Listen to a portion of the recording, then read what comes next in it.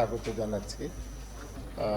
আপনারা কষ্ট করে এসেছেন এবং স্বাগত জানানোর পাশাপাশি আপনাদেরকে ধন্যবাদও জানাবো, কেননা নতুন সরকার এবং মন্ত্রিসভার শপথ নেওয়ার পর 2 সপ্তাহের মধ্যেই আমি আপনাদের সামনে হাজির হয়েছিলাম এবং আমরা আমাদের 100 কার্যদিবসের কর্মদিবসের একটা কর্মসূচি আপনাদের সামনে তুলে ধরেছিলাম এবং সেটার কয়েকটা উদ্দেশ্য ছিল।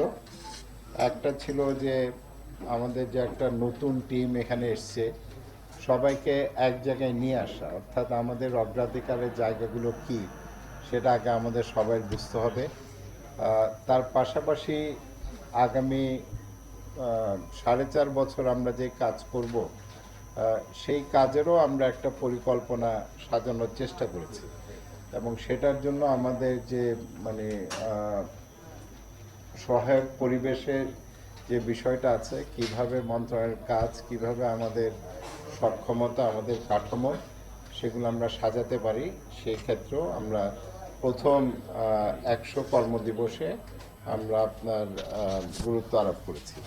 তো খুব মোটা দাগে যদি বলতে হয়, আমি যেটা করব সংক্ষেপে কিছু তথ্য আপনাদের দেব এবং আপনাদের কাছে কপিও আছে। তারপরে আমি চাইবো যে আমাদের প্রতিটা যে পদক্ষেপ, আমরা 28টি পদক্ষেপ চিহ্নিত করেছিলাম।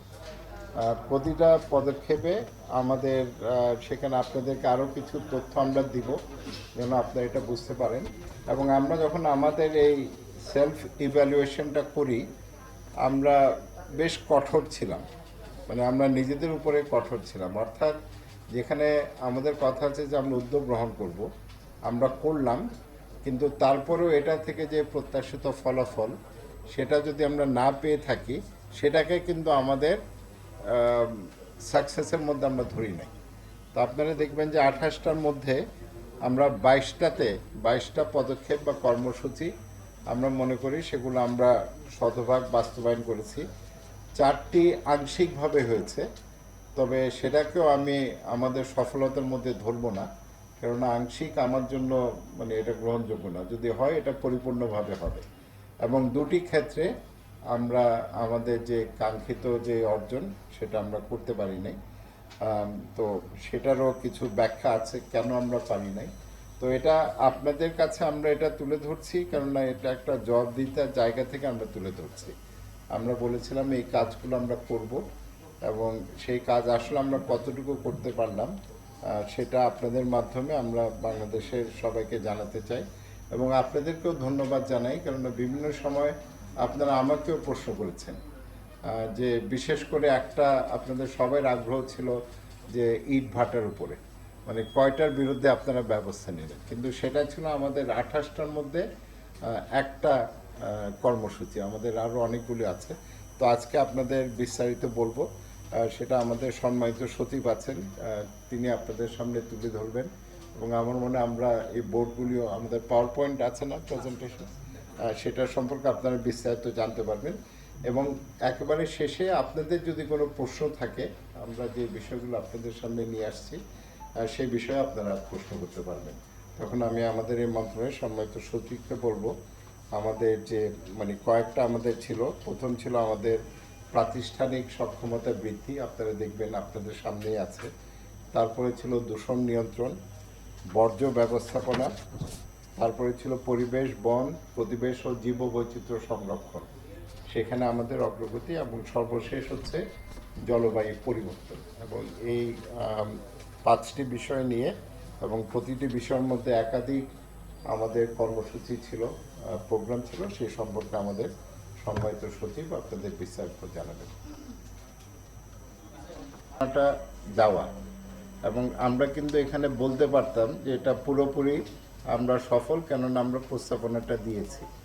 তবে সেই প্রস্তাবনার উপরে আমরা যেই ধরনের প্রতিফলন দেখতে চেয়েছিলাম বাজেটে, সেটা কিন্তু আমরা পাইনি, যার জন্য এটাকে আমি আংশিকই দিয়েছি। এটা আমি বলতে পারতাম, যেটা আমাদের কথা ছিল যে আমরা প্রস্তাব দিব। তবে এখানে আরেকটা যেটা আছে, যেটা আপনাদের আমরা বলতে চাই, বাজেট তো হচ্ছে একটা, আরেকটা হচ্ছে আমাদের যে যে প্রতি 5 বছর আমাদের যে একটা কর্ম পরিকল্পনা থাকে প্ল্যানিং কমিশনে, সেখানে আমরা গ্রিন এবং ক্লাইমেট রেজিলিয়েন্ট ডেভেলপমেন্ট, অর্থাৎ বাংলাদেশে আগামীতে যে উন্নয়নগুলো হবে সেই উন্নয়নগুলো হবে, এটা অবশ্যই গ্রিন হতে হবে এবং ক্লাইমেট রেজিলিয়েন্ট হতে হবে। সো আমাদের এখানে যেটা গ্রিন থিম আমরা চাচ্ছিলাম বাজেটে, এবং আমরা প্রস্তাবনাও দিয়েছি, এবং বাজেটে অন্তর্ভুক্ত না হওয়ার একটা কারণ হচ্ছে আসলে মূলত বাংলাদেশে যদিও বাজেটটা আমরা অনুমোদন করি জুনের শেষে, এটার ছকটা কিন্তু তৈরি হয়ে যায় সেপ্টেম্বর, অক্টোবর, নভেম্বরের মধ্যে, তারপরে বাকি কাজগুলো হয়। সুতরাং আমরা দায়িত্বইতে নিলাম জানুয়ারিতে।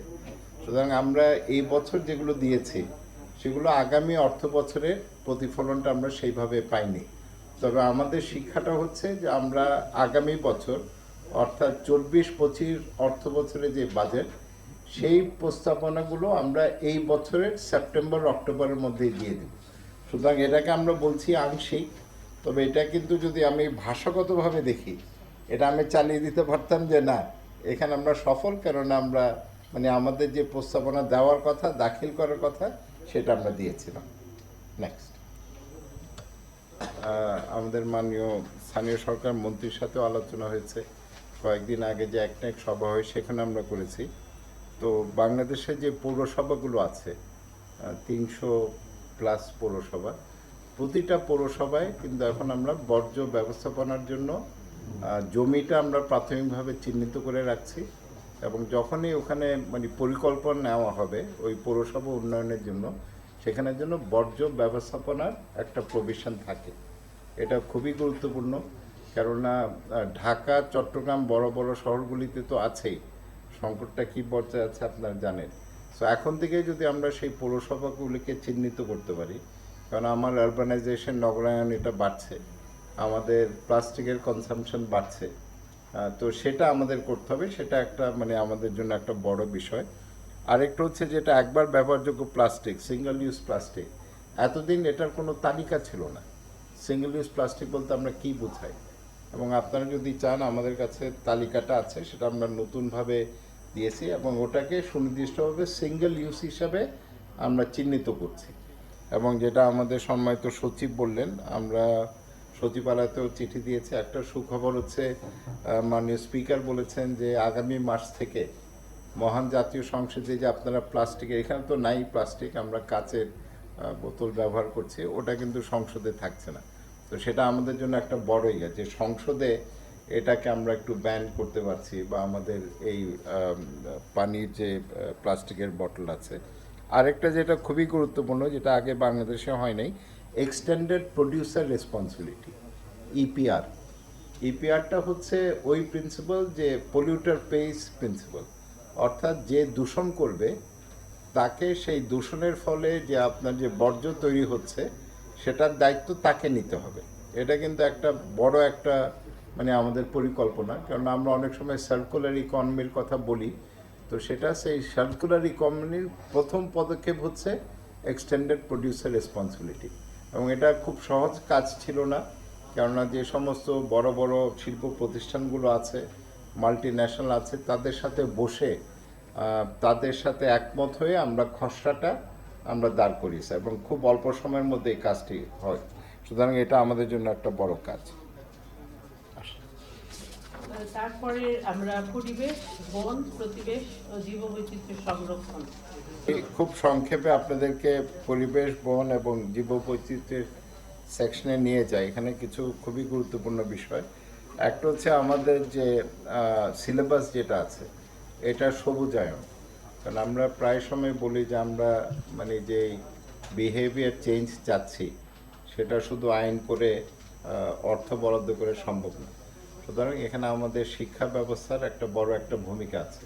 তো আমরা মোটামুটি আপনার খসড়াটা আমরা দাঁড় করিয়েছি, এবং সেটা হচ্ছে 3য় শ্রেণী থেকে 9ম শ্রেণী পর্যন্ত।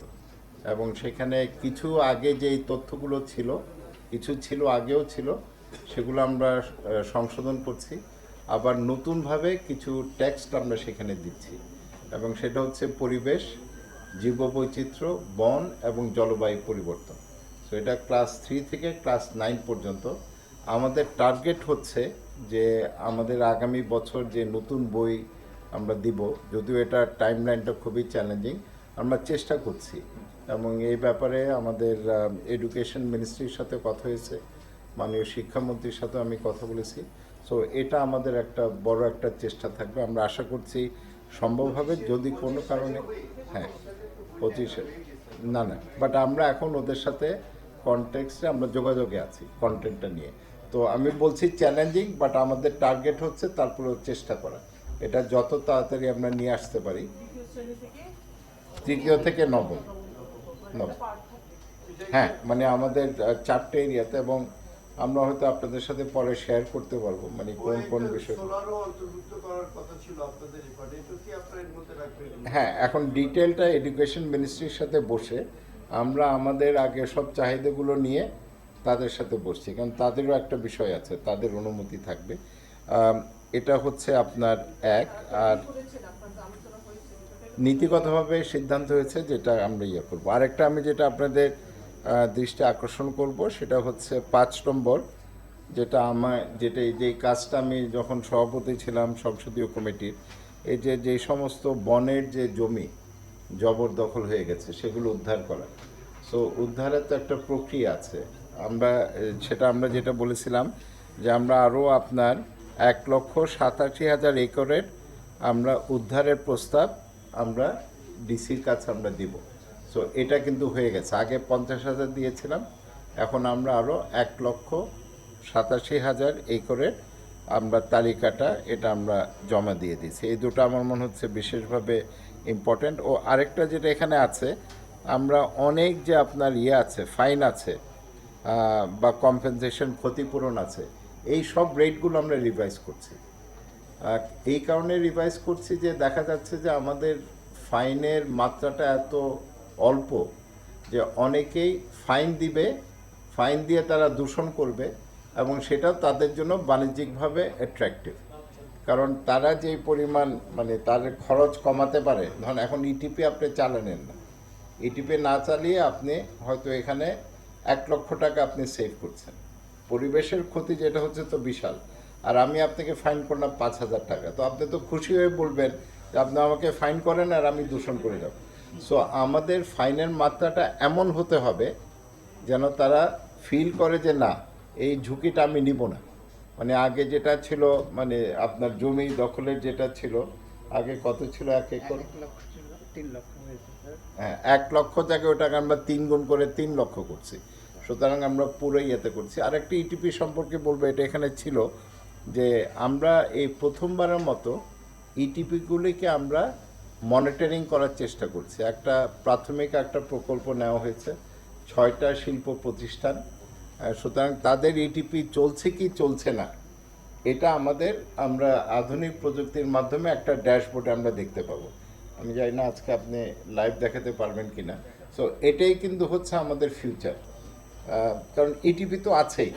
তো আমরা এই যে এত কিছু করছি, দূষণ নিয়ন্ত্রণ, ম্যাজিস্ট্রেসি আপনার যাচ্ছে, এটা তো দরকার নেই। সবাই যদি তাদের ইটিপিগুলো পরিচালনা করে তাহলে তো আমার দূষণ হয় না। সুতরাং এখন আমি কিভাবে দেখব, কিভাবে নিশ্চিত হব যে তারা আসলে এটা চালাচ্ছে।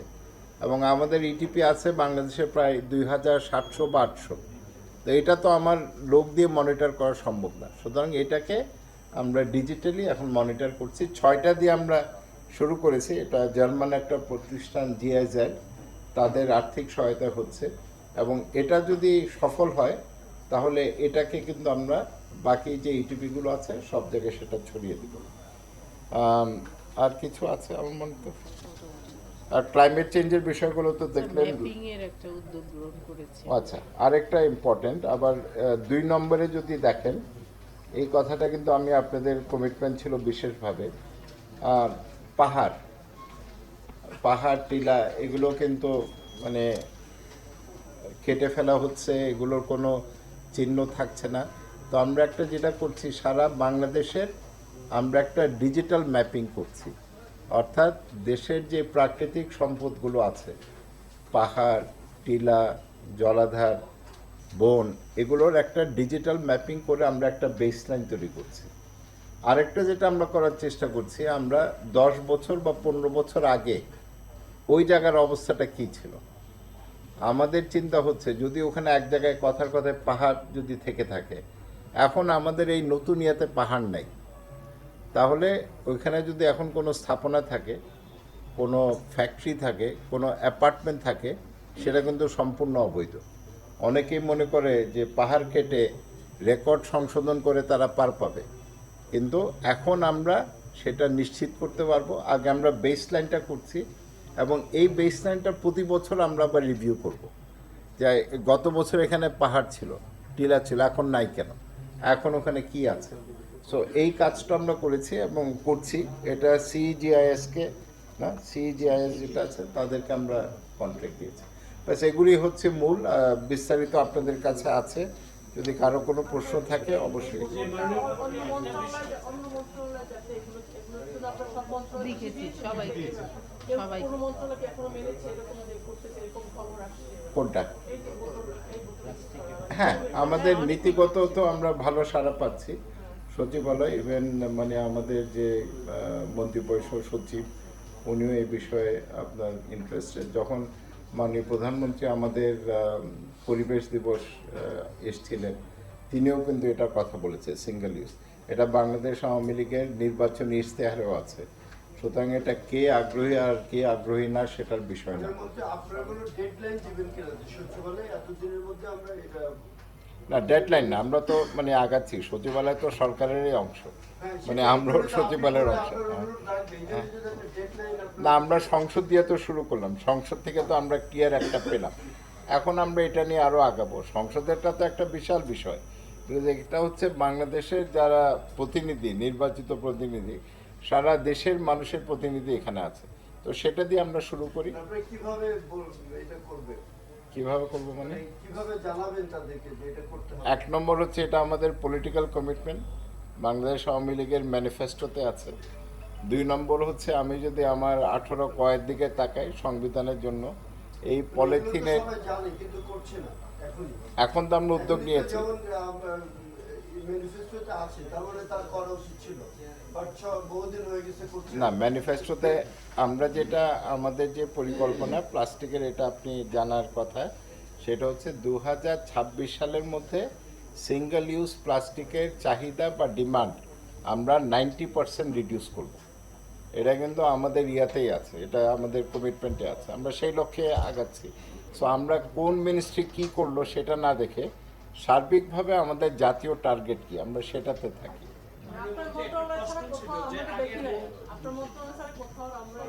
শুরু হবে, আপনারা এখন অভ্যস্ত হলেন, আগামীতে আপনারাও জানতে চাইবেন যখন যাবেন যে এটা নাই কেন, কাচের বটল।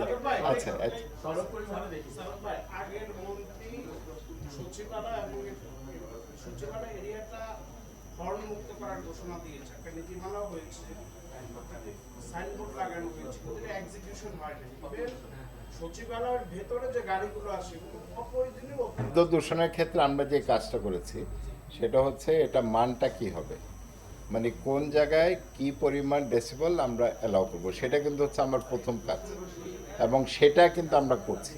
তো আমি জানি এখানে অনেক কিছু করার আছে, আর আমরা তো আপনাদেরকে 100 দিনের মোটামুটি একটা সামারি দিচ্ছি এবং শব্দ দূষণের বিষয়টা আমাদের 100 দিনের মধ্যেও আছে। সুতরাং 100 দিন তো আর এখানে শেষ হয়ে যাচ্ছে না, আমাদের যে বাকি সময় আছে এটার উপর আমরা বিল্ড করে আমরা কাজ করব। হর্নের মানমাত্রা ঢুকবে।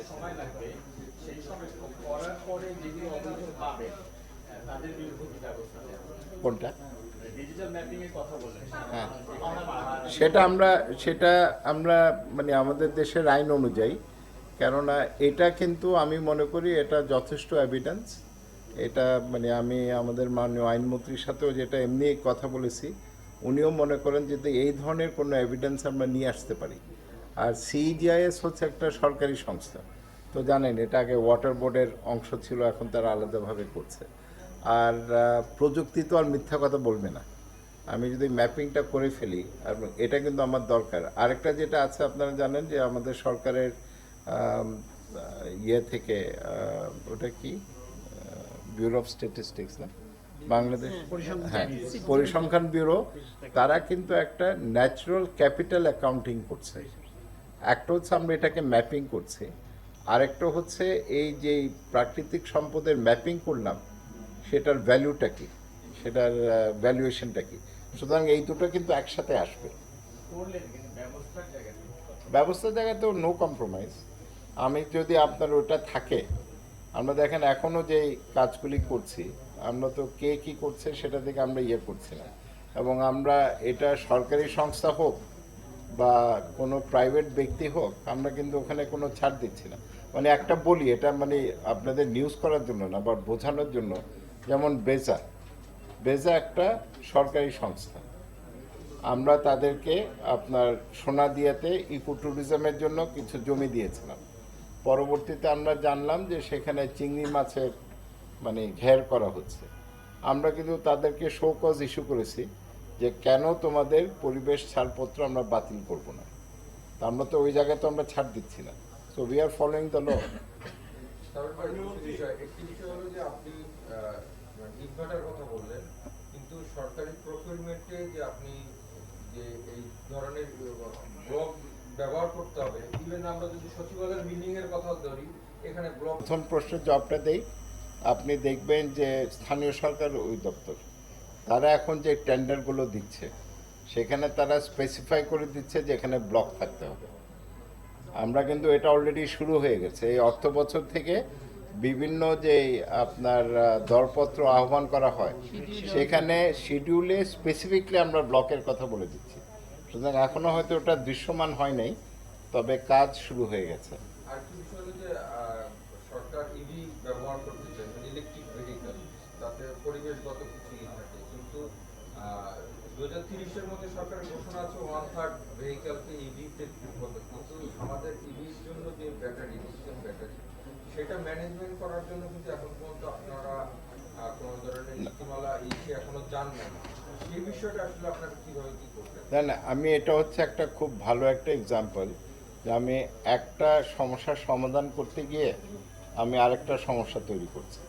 ধরেন এখন আমাদের যে 3 হুইলার যেগুলো আছে সেগুলো পরিচালিত হয় লেড ব্যাটারি দিয়ে। এখন আপাতত আমরা এটা চালাচ্ছি, কিন্তু 5 বছর পর এটা যখন বর্জ্য হবে তখন সেটাকে আমি কিভাবে ট্রিট করব সেই আলোচনা কিন্তু আমরা শুরু করেছি। সো আমাদের বর্জ্যের মধ্যে একটা তো হচ্ছে কঠিন বর্জ্য, আরেকটা হচ্ছে যেটা আমরা বলি ওয়েস্ট, আরেকটা হচ্ছে মেডিকেল ওয়েস্ট। মানে এগুলি নিয়ে কিন্তু এখন থেকে আমরা ভাবছি। সুতরাং একটা হলো আমি যেটা মনে করি যে এখন যেটা লেড অ্যাসিড আছে সেটা থেকে আপনি যদি লিথিয়ামে যেতে পারেন, এটা কিন্তু লেডের চেয়ে অনেক বেশি পরিবেশ বান্ধব, তবে এখানে খরচটা বেশি। সো আমরা এই ট্রানজিশনটা কিভাবে করব সেটা নিয়ে কিন্তু আমরা আলাপ করছি।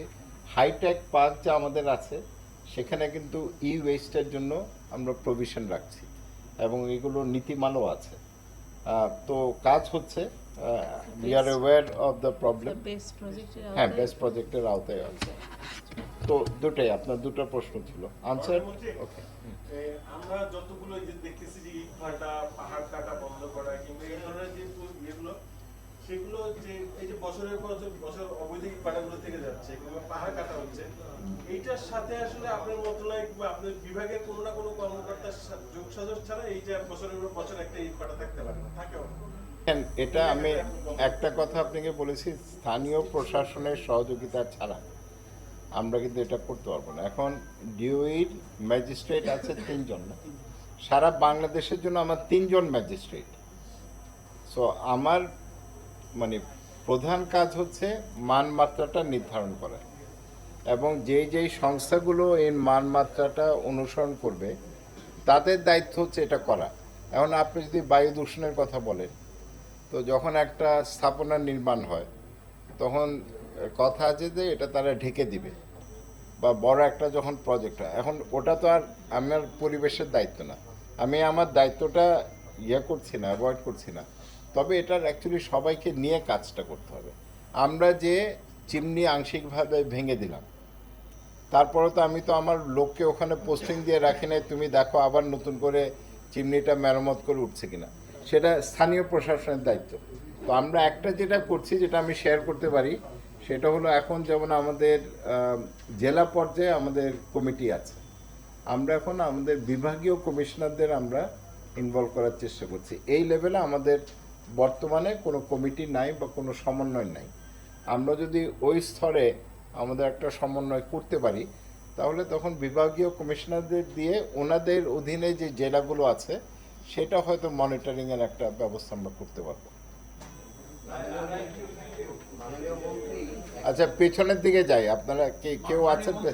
একটা বিষয় একটু জানতে চাই। আমি যেভাবে দেখে আগে বলি, মানে বিনোদনের জায়গা নেই যে। হ্যাঁ ঠিক আছে, আগেও একটা ফি ছিল, তবে এটা আমার ব্যক্তিগত মতামত। কেননা দেখেন, এইটা তো অনেক দিনের একটা প্রক্রিয়া। যেভাবে কাজ হয়, অর্থ মন্ত্রণালয় আমাদেরকে একটা টার্গেট দেয়, সেটা টার্গেটটা আমাদের মিট করতে হয়।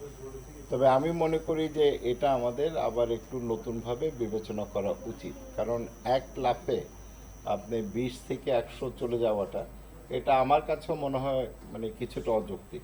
এত হওয়া উচিত না। মানে যেটাই হোক, একটা ফি থাকতে পারে, তবে এত বাড়াটা হয়তো ঠিক হয়নি। তো এটা যেহেতু সিদ্ধান্তের প্রক্রিয়াটা অনেক আগে ছিল, বিষয়টা আমার নজরে এসছে এবং আমরা দেখব। আর আমরা এটাও জানি যে অর্থ মন্ত্রণালয় তারা যখন আপনার রেভিনিউর বিষয় আছে, তখন তারা খুব একটা ছাড় দিতে চায় না সব জায়গায়। তবে আমি মনে করি এটাকে বাণিজ্যিকভাবে দেখা উচিত না, এটার আলাদা একটা ভ্যালু আছে। মানে গাছপালা, পরিবেশ, পরিবাররা সেখানে যাবে, তো সেটা আমি জানি না কতটুকু সম্ভব হবে, তবে ব্যক্তিগতভাবে আমি মনে করি এটার পুনর্বিবেচনার দরকার আছে। এখানে আমি আরেক কথা বলে রাখি আপনাকে এই প্রসঙ্গে। আমার ব্যক্তিগত অভিমতের কথা, এই মানে অভিজ্ঞতার কথা বলি। আমাদের বোটানিক্যাল গার্ডেনের পরিবেশটি যেরকম হওয়া উচিত, আপনি যেটা বললেন যে পরিবার যাবে, ওইখানের পরিবেশটাই কিন্তু সেটি নেই। ওখানে একটি অস্বস্তিকর পরিবেশ এবং যে বাজে পরিবেশ আছে সেটাও আপনারা একটু না, ওটা আমরা জানি, আমরা অবগত আছি, আমরা বিষয়টা আমরা দেখব, এটা জানি আমরা। মাননীয় মন্ত্রী, একটা বিষয় হলো যে আপনি আসলে এই যে 100 কর্মদিবসের একটা পরিকল্পনা এবং আমার মনে হয় দেখেন, এটা তো আর টার্গেট দিয়ে কাজ করার কোনো বিষয় না, এটা একটা চলমান বিষয়। আপনি যদি পত্রপত্রিকা গত 2-3 দিনে দেখেন, মানে আমরা কিন্তু ব্যবস্থা নিচ্ছি, মানে যাদের বিরুদ্ধে এই ধরনের অভিযোগ আছে এবং আমরা এটাকে প্রতিষ্ঠিত করতে পারি, আমরা ব্যবস্থা নিচ্ছি। এবং আমি জানি যে মানে গাছ নিয়ে বা বন নিয়ে অনেক ধরনের বিষয় আছে। একটা অনেক সময় যেটা হয় কি, আমাদের যে সামাজিক যে বনায়ন কর্মসূচি আছে, সেটার অনুযায়ী কিন্তু আপনার 10 বছর পরে এমনিই গাছটা কাটার কথা। তো অনেকের সময় ওই বিষয়টাকে নিয়ে আসা যে গাছ কেটে ফেলছে।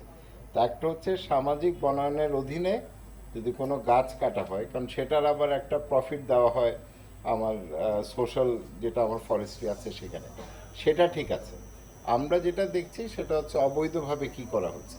এখন একটা যেটা আমি বললাম যে আমরা ডিজিটাল ম্যাপিং করছি, এবং ডিজিটাল ম্যাপিংয়ের আমি আপনাদের বলি, এটার রেজলিউশনটা হচ্ছে 30 সেন্টিমিটার। মানে এটা কিন্তু হাই রেজলিউশন।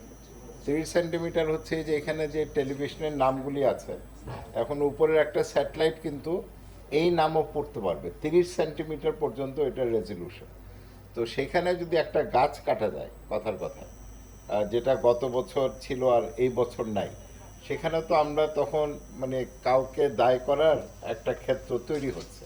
সো এইভাবে কিন্তু আমরা প্রযুক্তির সহায়তায় এই কাজটা আমরা করব। আচ্ছা, আরেকটা মানে আপনার প্রশ্ন আমাকে, আসলে আমরা এতগুলো কাজ করছি, আমরা প্রথমবারের মতো মানে আমাদের এখানে একটা চ্যালেঞ্জ হচ্ছে কি, অভিযোগ আমাদের কাছে নানানভাবে আসে।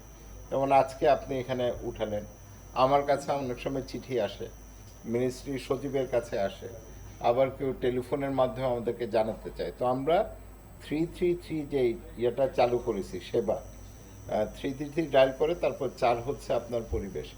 এখন পর্যন্ত সেখানে আমরা মাত্র 2 মাসে আমাদের প্রায় 70,000 কল এসছে।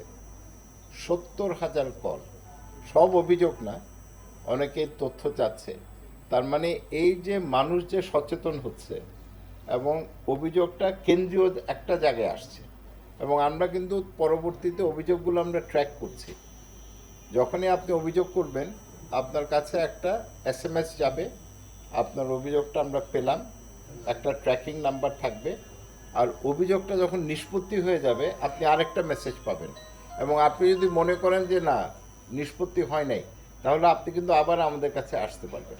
সো এই যে কাজগুলো আমরা করছি, আর আমাদের যেটা অ্যাওয়ারনেস মানুষের মধ্যে, এটা যত বাড়াই, তারাই তো হবে আমার স্টুয়ার্ড, তারাই হবে আমার গার্ডিয়ান, তাই না? আমি বলছি আরেকটা বিষয় জানতে চাচ্ছিলাম যে একটা সময় আমাদের রাজধানীতে গোটা দেশে আমি এটা আপনাকে বলি, আমাদের যিনি আছেন মোবারক সাহেব, উনি আবার আমার নির্বাচনী এলাকাতেই থাকেন, খিলগাঁয়ে থাকেন। সো ওনার সাথে মাঝখানে একটা দূরত্ব সৃষ্টি হয়েছিল, এখন কিন্তু সেটা আর নাই।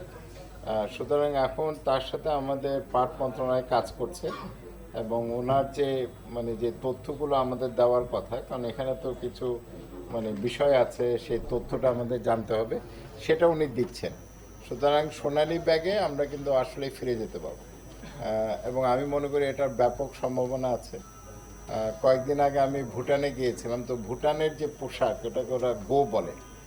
তো ওখানে প্রধানমন্ত্রীকে আমরা বলেছিলাম যে আপনি যদি জুটের এটা পরেন, তো আমি ওনাকে স্যাম্পল পাঠাচ্ছি, যে জুটের যে ফ্যাব্রিক, তারপরে সুতো। সো এটার ব্যাপক সম্ভাবনা আছে। আর আমরা তো এখন সব কিছুই পরিবেশ বান্ধব চাই। কোনটা?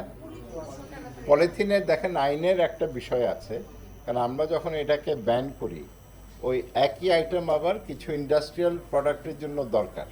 সো আমাদের এই আইনের জায়গাটা একটু দেখতে হবে, কারণ আমরা ওইটা অ্যালাউ করতে যে এখন এটা পুরো সবই চলে আসছে। সুতরাং আইনটা আমাদের দেখতে হবে। আরেকটা যেটা আমরা জোরদার করার চেষ্টা করছি, আমাদের এখানে হয়তো উনি আমাদের সচিব ওটা বিস্তারিত বলা নেই, রেকর্ডে আছে, আমাদের জনবল এটা কিন্তু আমাদের সবখানে বাড়াতে হচ্ছে। আপনারা দেখবেন যে পরিবেশ, তারপরে বনে। সো আমরা আমাদের যে বাজার যে তদারকিটা, এটা আমাদেরকে বাড়াতে হবে এবং সেটার জন্য যে ম্যান পাওয়ার দরকার, সেটা কিন্তু আমরা নতুনভাবে চেয়েছি। সো বিষয়টা আমরা ভুলে যাই নাই, এমন না যে এটা আমরা নিষিদ্ধ করেছি আর কিছু করছি না, আমরা এটার ফলো আপ অ্যাকশনে থাকবো।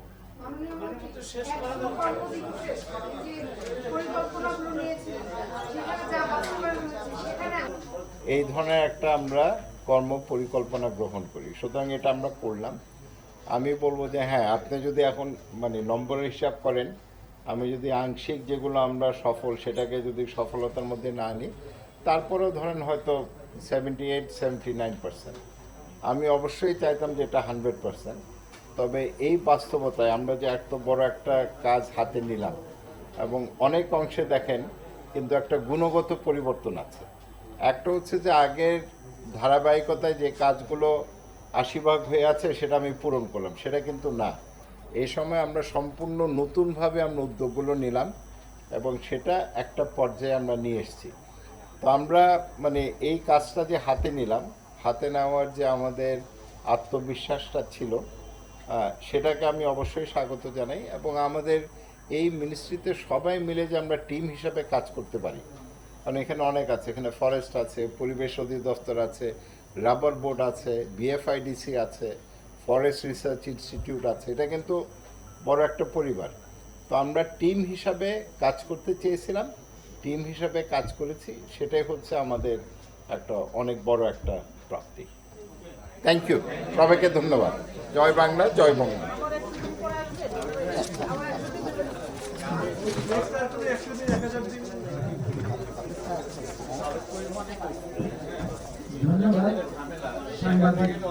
আমি তখনই বলেছিলাম যে আমরা যে অভিযানটা পরিচালনা করতে চাই, সেটা হচ্ছে সবাইকে একটু সচেতন করা, যে আইনের যে বিধানগুলো আছে সেগুলো সবাই যেন মেনে চলে।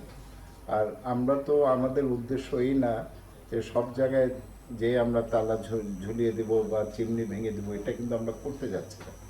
আমাদের মূল পরিকল্পনা হচ্ছে যারা বর্তমানে সনাতন পদ্ধতিতে ইট প্রস্তুত করে, তাদেরকে আমাদের যে নতুন যে প্রযুক্তি আছে ব্লক, সেই জায়গায় নিয়ে যাওয়া, এটাই কিন্তু হচ্ছে একটা স্থায়ী সমাধান। কারণ আমি আজকে একটা ইটভাটা ভাঙলাম, 1 সপ্তাহ 10 দিন পর সেখানে আবার নতুন করে সে যাত্রা শুরু করলো। এটা আমাদের পরিবেশ অধিদপ্তরের 3 জন ম্যাজিস্ট্রেট দিয়ে সারা দেশে 7-8 হাজার ইটভাটা তদারকি করা সম্ভব না। তো আজকে সকালে আমি আপনার বসেছিলাম, যারা আমাদের একটাই অ্যাসোসিয়েশন আছে, মালিক সমিতি, যারা ইট ভাটার সাথে সম্পৃক্ত, এবং তাদের কাছ থেকে আমরা কিছু পরিসংখ্যান নিয়েছি এবং সেখানে আমরা এখন পরিসংখ্যানের সমন্বয়গুলো করার চেষ্টা করছি। তো আমাদের প্রাথমিক টার্গেট হচ্ছে যেগুলো এখনও একেবারে আপনার সনাতন পদ্ধতি, যেটা সম্পূর্ণভাবে অবৈধ, একটা হচ্ছে ড্রাম, আরেকটা হচ্ছে ফিক্সড চিমনি, এখানে তারা বলছেন যে এখানে প্রায় ৩,৫০০ ইট ভাটা আছে যারা এখনো সেই পুরনো প্রযুক্তি নিয়ে তারা ইট তৈরি করছে বা উৎপাদন করছে এবং আমরা তাদেরকে নিয়ে কাজ করব। আমরা বলছি যে দেখেন, আমরা তো চাচ্ছি যে আপনারা যারা বর্তমানে প্রতিষ্ঠিত ইট প্রস্তুতকারক, আপনারা নতুন প্রযুক্তিতে চলে যান। কারণ আপনারা যদি সেটা না যান, তাহলে এখানে যদি নতুন উদ্যোক্তা আসে, আমরা তাদেরকে এনকারেজ করব। কেননা এখানে বাংলাদেশ ব্যাংক থেকে আমরা কিছু ফাইন্যান্সিংয়ের ব্যবস্থা করছি, আপনার সেটা কম ইন্টারেস্ট রেটে হবে। সুতরাং আমরা চাচ্ছি ওরা যেন ট্রানজিশন করে এবং তাদের যদি একটা ওনারশিপ আমরা এখানে নিয়ে আসতে পারি, তাদের সহযোগিতা যদি আমরা পাই, তাহলে কিন্তু প্রায় ৩,৫০০ ইট ভাটা বর্তমানে যারা হচ্ছে আপনার এই যে পুরনো পদ্ধতিতে যারা পরিচালিত, সেগুলোকে যদি আমরা প্রথমেই বন্ধ করতে পারি, তাহলে দেখেন একদিকে হচ্ছে আমার দূষণের যে ইয়েটা হচ্ছে মাত্রাটা কমে যায়, আর আমার যে ব্রিক্সের যে ইয়েটা আছে, নতুন হলো ব্লকসের যে পরিকল্পনা আছে, সেটাকে আমি আরও দ্রুত বাস্তবায়ন করতে পারবো। সো আমরা একদিকে আমাদের আইনের যে বিষয়টা আছে সেটাকে অবশ্যই আমাদের কার্যকর করতে হবে, তার পাশাপাশি যারা বর্তমানে এই কাজে আসে, এই শিল্পে আছে, তাদেরকে আমরা চাচ্ছি তারা যেন নতুন প্রযুক্তিতে চলে আসে। সেটাই কিন্তু হচ্ছে সমাধান। কারণ আমি কয়টা ভাঙবো, আমার যে 500 ছিল তার উপরে আমি করেছি, কিন্তু এটা তো কোনো স্থায়ী সমাধান না।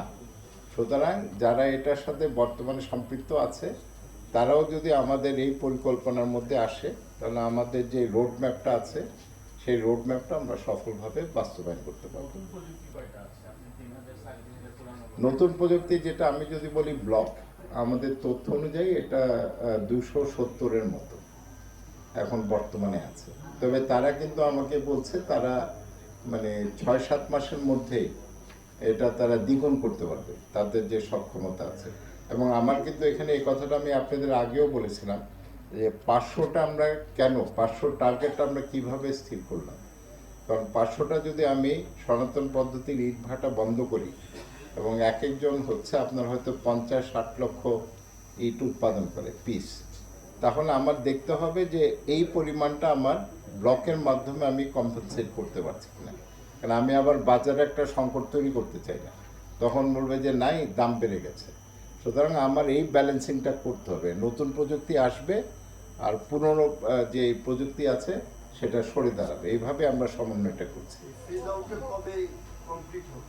আমাদের টার্গেট হচ্ছে 2028, যেটা আমরা আগে বলেছি, তবে আমরা চেষ্টা করব তার আগে করতে। অবৈধ ইটটা কোনগুলো? এখানে বলছেন 581টি অবৈধ ইট ভাটাকে তো কর্তৃপক্ষ আপনারা জরিমানা করেছেন, আর 3,500 বলছেন ওটা পুরনো পদ্ধতি। না, 3,500 পরিসংখ্যান মালিকরা দিয়েছেন আমাদের। সেজন্য প্রথমে আমরা যেটা ওনারা আমাদেরকে যেটা দিবেন সেটা হচ্ছে ওনারা বলছেন 8,000-এর মতো আছে, 7,800 বা 900। তা আমরা ওনাদের কাছ থেকে তালিকা চেয়েছি, বিকজ এনারাও হচ্ছেন একমাত্র মালিক সমিতি। ওনারা প্রতিটা ইটভাটা বাংলাদেশে কোথায় আছে লোকেশন দিবেন, কোন উপজেলায় আছে ঠিকানা দিবেন, মালিককে সেটা দিবেন, কোন প্রযুক্তি তারা ব্যবহার করছে সেটা দিবে, আর বর্তমানে আমাদের পরিবেশ অধিদপ্তরের কোনো ছাড়পত্র আছে কিনা। এই লিস্টটা যদি হয়ে যায়, তাহলে কিন্তু সেটার ভিত্তিতে আমাদের পরবর্তী যে কর্মপরিকল্পনা সেটা আমরা আরও সহজে গ্রহণ করতে পারবো এবং বাস্তবায়ন করতে পারবো। এগুলো ছাড়পত্র ছাড়া আপনাদের পরিবেশ অধিদপ্তরের ছাড়পত্র? ওনারা বলছেন এটা ওনাদের পরিসংখ্যান, ছাড়পত্র তো থাকার কথা না। আপনি যদি যেটা আপনার যে ফিক্সড চিমনি যেটা আছে, ড্রাম চিমনি তো তারও আগে, ফিক্সড চিমনি যেটা আছে ওটা তো 2013 সালে হাইকোর্টও বলেছে, পরিবেশ অধিদপ্তর বলেছে এটা সম্পূর্ণ বেআইনি। তো সুতরাং সেটা তো মানে থাকার কোনো সুযোগ থাকছে না। তবে মানে যেটা আমি মনে করি আমাদের জন্য ইতিবাচক, সেটা হচ্ছে যারা মালিক সমিতি তারাও এটা উপলব্ধি করছে যে তাদেরকে নতুন প্রযুক্তিতে যেতে হবে, এবং আমাদের কাজ হচ্ছে সেই সমন্বয়টা যেন আমরা কার্যকরভাবে করতে পারি। আমাদের যে 103-এর যে পরিকল্পনা ছিল ইটখানা ভাঙাটি, ওটা কি বন্ধ হয়ে যাবে না? না না না, ওটা চলমান থাকবে, ওটা থাকবে। আমরা যেটা আমরা বলেছি অভিযান পরিচালনা করব। কারণ দেখেন অনেক ধরনের, একটা যদি ভাঙতে হয় সেটার জন্য আমার যে লজিস্টিক্স দরকার, ওখানে নিরাপত্তার বিষয় আছে। কারণ একটা চিমনি ভাঙলে সেটা কোন দিকে পড়বে, সেই এলাকাটাকে ওইভাবে আপনার সবাইকে সরিয়ে নেওয়া, এটা একটা কঠিন কাজ। তারপরে কিন্তু আমরা ভাঙারটা আমরা করেছি, দেখছেন প্রায় 250টা। আর বাকি যেগুলো আছে মোবাইল কোর্টের মাধ্যমে পরিচালনা করে ফাইন করা এবং তাদেরকে বলা যে তাদের কার্যক্রম বন্ধ করে। এখানে আরও একটা বিষয় বলবো যে স্থানীয় প্রশাসনের সহযোগিতা কিন্তু অ্যাবসলিউটলি ক্রিটিক্যাল, কারণ আমরা তো আর সব জায়গায় যে আমাদের অভিযানগুলো পরিচালনা করি না, সুতরাং সেটাও একটা বিষয় আছে। যেমন আমাদের একটা টার্গেট ছিল জুন মাসে, তো সেখানে দেখা গেল আমাদের পরিবেশ অধিদপ্তরের অনেকে আবার স্থানীয় সরকার নির্বাচনে কাজে তারা চলে গেছে, সুতরাং এখানেও আমাদের কিছু হচ্ছে। তারপরেও আমাদের যে কমিটমেন্ট ছিল, টার্গেট ছিল, তার উপরে আমরা গিয়েছি, যেটা আমাদের জন্য পজিটিভ। বাট এটা চলমান থাকবে, এটা বন্ধ হচ্ছে না। আমরা এখন সংখ্যাটা আমরা সমন্বয় করছি। আমি তো সংসদেও বলেছি প্রায় 4000-এর মতো আছে যেটা অবৈধ। অবৈধ বলতে তাদের কোনো ছাড়পত্র আমরা দেই না, কারণ এটার প্রক্রিয়াটা হচ্ছে আগে আমাদের কাছ থেকে ছাড়পত্র নিবে, তারপরে ডিসির অফিসে তারা আবেদন করবে, অ্যাপ্রুভালটা আসে ডিসি অফিস থেকে, যেটা দেওয়া হয় আমাদের ছাড়পত্রের ভিত্তিতে।